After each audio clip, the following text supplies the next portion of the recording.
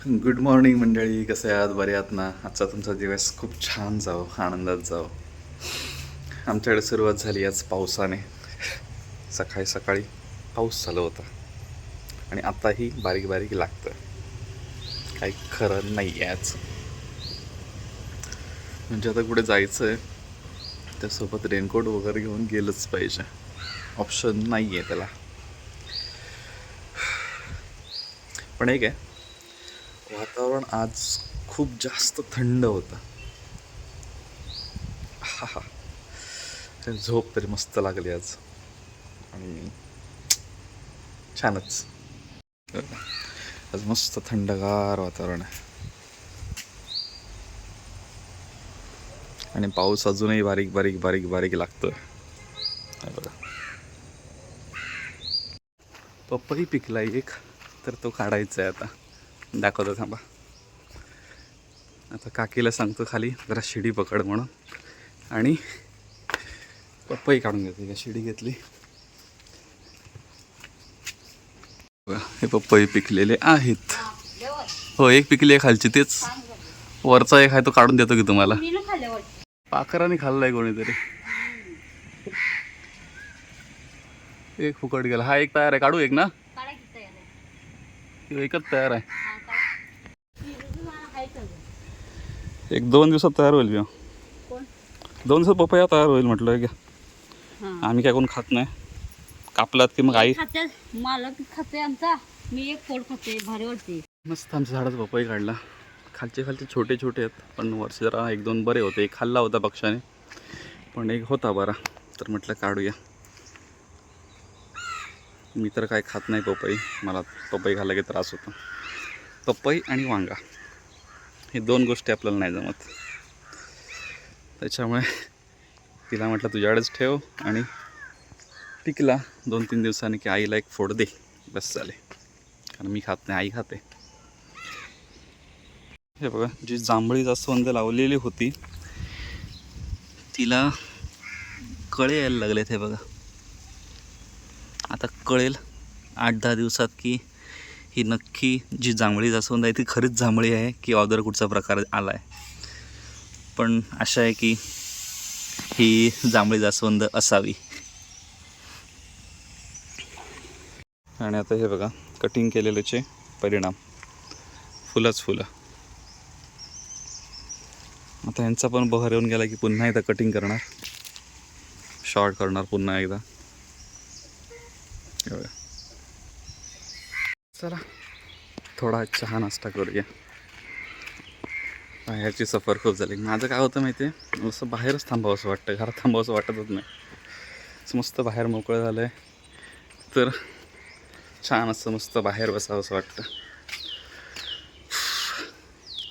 आणि ती एक सवय झाली आहे मला की बाहेर असं शांत, बरं. घरात असं घुसमटल्यासारखं होतं, माहीत नाही का ते, बट होतं. आमच्या इकडे बसून असते दिवसभर. कसं जमतं बाईला काय माहिती शांत बसून राहणं. आपल्याला तर जमतच नाही शांत बसून राहायला. चला, काहीतरी खायचं बघूया.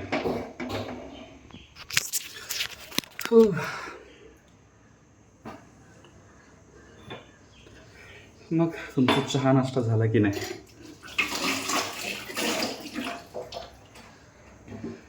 आमचं असंच असतं, काही ना काही काल चालूच असतं. हे कर, ते कर, ते कर, ते कर, चालायचं.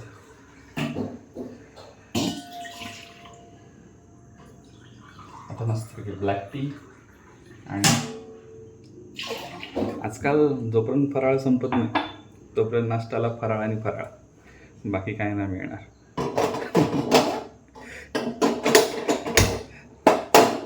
फक्त चहा किंवा कॉफी असंच काहीतरी वेगळं, बाकी नाश्त्याला रेग्युलर संपत नाही तोपर्यंत फराळ. चला, आज काय कामं नाही आहेत तसे, पण आता सगळं आवरलं आहे, जेवून घेऊया. तुमचं काय चाललं आहे? तुम्ही जेवताय की नाही? काय केलात आज दिवसभरात? इकडे कसं तरी काम चालू आहे, आवाज एवढा इरिटेटिंग आहे ना, ते स्टोन फोडायचं मशीन असतं ना, त्याने काहीतरी चालू आहे. आय थिंक त्या हायवेच्या कामाचं काहीतरी चालू आहे, पण ते व्हायब्रेशन्स ना इथपर्यंत जाणवतात कामाचे. या जेवायला तुम्ही पण. व्हेजच आज पण. आमच्याकडे नॉनव्हेज खूप रेअरली असतं, व्हेजच. या.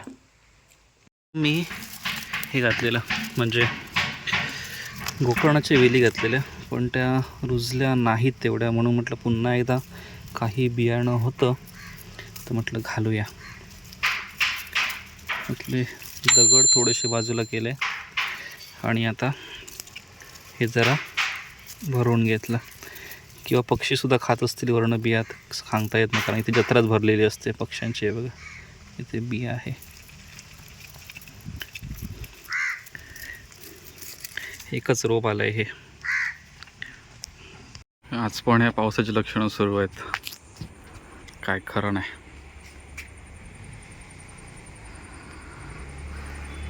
पपई आज तयार झाले तेवढे काढले, आणि आज सदाफुलीला 2-3 फुलं आली. सफेद सदाफुली आहे, 2-3 फुलं आलेली. एक पडलं वाटतं, पडलं खाली. आणि काय माहिती, शिमला मिरची हे फांद्या मोडायला लागलं, कदाचित त्यांना सपोर्ट पाहिजे असेल असं वाटतंय.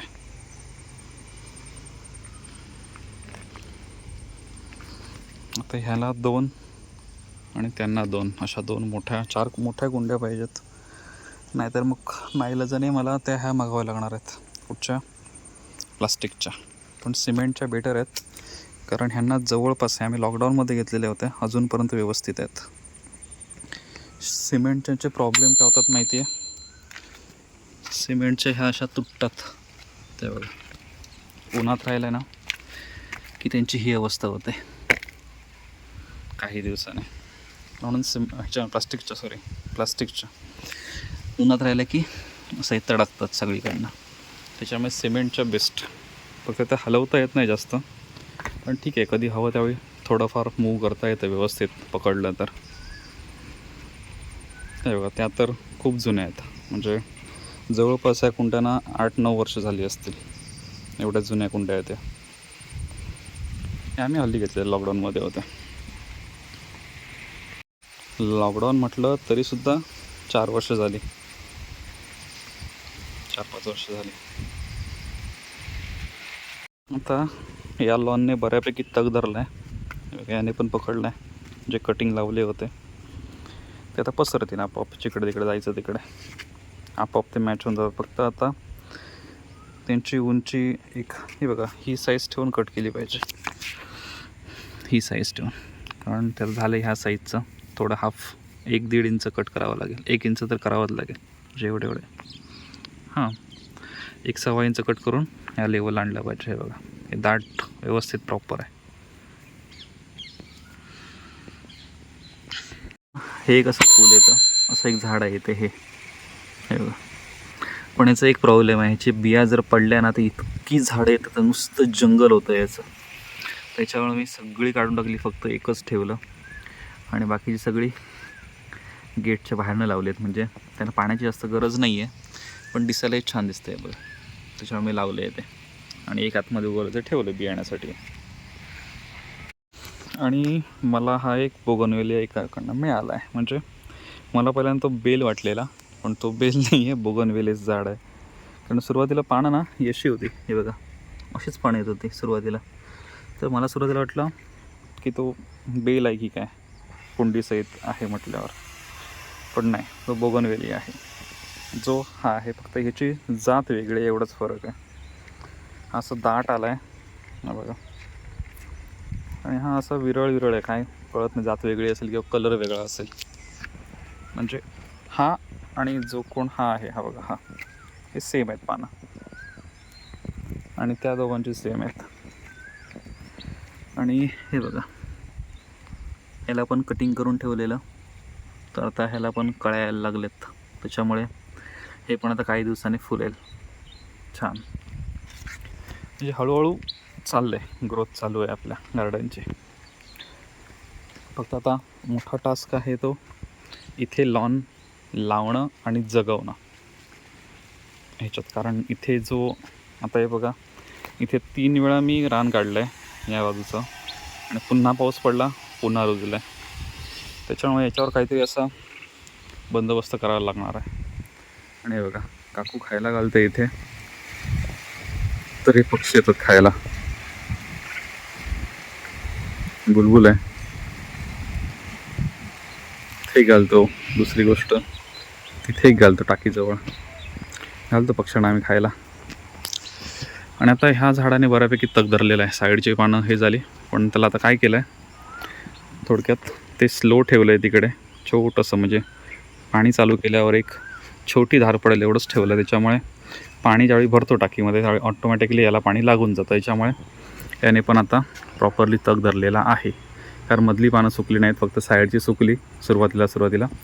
आता ते व्यवस्थित झालेलं आहे, म्हणजे जगलं आहे. दुसरी गोष्ट आता ह्या मोगऱ्याची आहे. ह्या मोगऱ्याला इथून एक सपोर्ट देणार आणि त्याला, आणि मग तिथून मोगरा त्या सागवानावर चढवणार,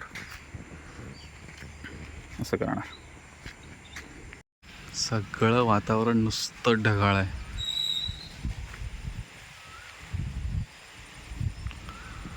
आणि काही दिवसांनी मला हा एक त्रास आहे, रोजच्या रोज सागवानाची पानं पडणार आहेत. आता थोडंसं थंडी चालू झाली की सुकायला सुरुवात झाली यांची, म्हणजे आता पानझडी होणार आहे. नुसता खाली कचरा असतो. हे बघा, नुसता वारा चालू झालेला आहे. काय खरं नाही, आता येईल पाऊस थोड्या वेळाने. आता लागत होता बारीक बारीक, आता मोठा येईल. हे बघा काय चाललंय इथे, धुमशान पावसाच्या धुमशान. इकडे कळणार पाऊस पडतोय.